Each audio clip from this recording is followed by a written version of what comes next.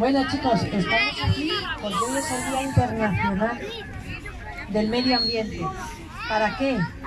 Para que cuidemos este planeta, que se está ensuciando mucho, le estamos maltratando y a vosotros os va a quedar un mundo un poquito sucio.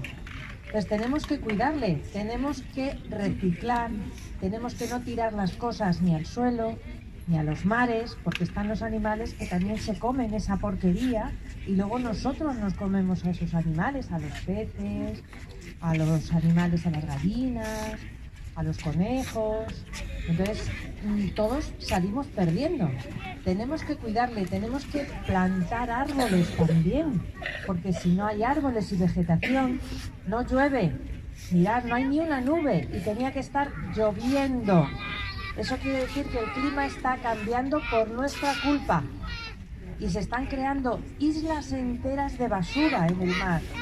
Entonces tenemos que, entre todos, y vosotros sois los primeros, en tener que cuidar este mundo en el que estamos. No tenemos otro de momento. Este es el que hay que cuidar. Entonces, la juventud es la que os tenéis que mover.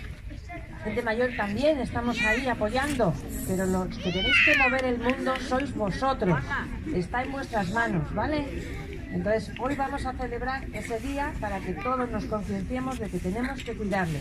Podéis regañar a los mayores, a decirles, guarro, no tires ese papel, guarro, no tires esa colilla, ¿vale? Pero nosotros también hacerlo. No tenemos que tirar nada al suelo, tirar todo en los contenedores que hay, el amarillo, el azul, ¿qué más? ¿Qué otro color?